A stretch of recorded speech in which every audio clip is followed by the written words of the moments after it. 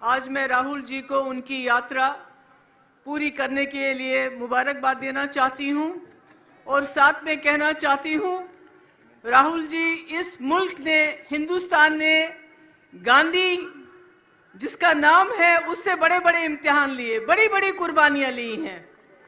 चाहे वो महात्मा गांधी जी हो जिन्होंने आज़ादी की लड़ाई लड़ने के बाद इस मुल्क की आत्मा को बचाने के लिए अपनी जान दी, चाहे आपकी दादी इंदिरा जी हो जिसने इस मुल्क के लिए आखिरी कतरा खून का दिया, चाहे आपके पिताजी राजीव गांधी जी हो जिन्होंने इस मुल्क को अपने खून से सींचा।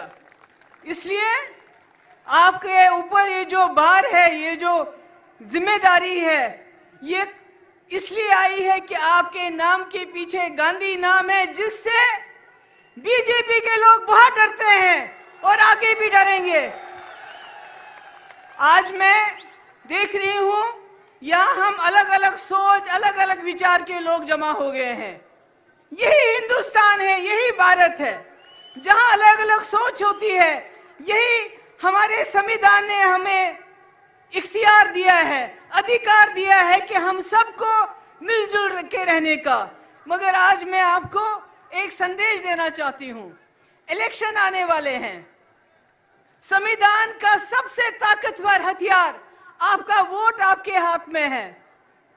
आपने एक वक्त था सबसे प्रिय प्रधानमंत्री जो मेरी नजर में थी, इंदिरा जी को, जिसने 10 साल की उम्र में आजादी की लड़ाई लड़ी, जिसने बांग्लादेश को आजाद किया, जिसने अपना आखिरी कतरा खून का इस भारत के लिए दिया, उसको भी अपने वोट से आपने बाहर कर दिया।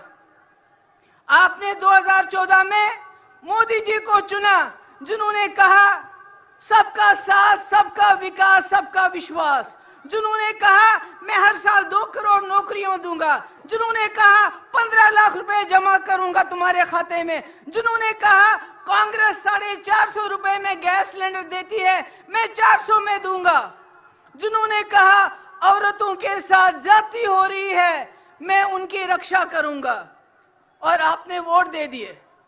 मगर 2019 में उन्होंने कुछ भी ऐसा काम नहीं किया और पुलवामा के शहीदों के नाम वोट मांगे, उन शहीदों के नाम जिनके लिए सतपाल मलिक साहब कहते हैं कि उनको उनकी लापरवाही की वजह से शहीद होना पड़ा। आपने फिर वोट दिए और आज 10 साल के बाद मोदी जी न 10 करोड़ नौकरियां, न 15 लाख जमा, न औरतों की सुरक्षा, न किसानों की डबल आयु, न एमएसपी, कुछ भी नहीं। मगर आप कहते हैं 400 पार।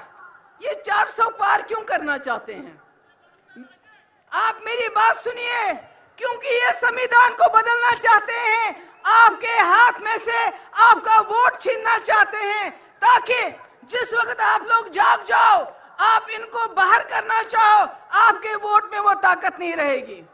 हम ऐसे हो जाएंगे जैसे चीन में वो किसी को भी वोट डालते हैं, चुना एक आदमी जाता है, एक जमात चुनी जाती है। जैसे प्यूटन रशिया में चुना जाता है। मोदी जी इस मुल्क को ऐसा ही बनाना चाहते हैं कि आपके वोट को, अगर आपने इस इलेक्शन में सोच समझ के वोट नहीं डाला तो आपके वोट की कोई ताकत नहीं रही। मैं जम्मू कश्मीर से आती हूँ, वहां संविधान खत्म है, चाहे जम्मू हो, कश्मीर हो, लद्दाख हो।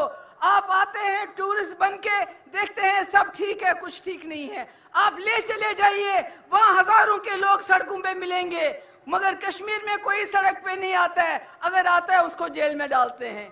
खुदा के लिए जो हाल हमारा है वो हाल आपका भी हो जाएगा अगर आप इस इलेक्शन में सोच समझ के वोट नहीं डालेंगे, संविधान को बचाने के लिए वोट नहीं डालेंगे, इंडिया अलायंस को सामने लाने के लिए वोट नहीं डालेंगे। राहुल जी की कुर्बानियां, इनके खानदान की, इनकी फैमिली की कुर्बानियां, अगर आप उनको बचाने के लिए वोट नहीं डालेंगे तो आप भी नहीं बचेंगे। मैं आप सबकी बहुत शुक्रगुजार हूं। मुझे बताया गया 5 मिनट में बात खत्म करनी है। बहुत बहुत शुक्रिया।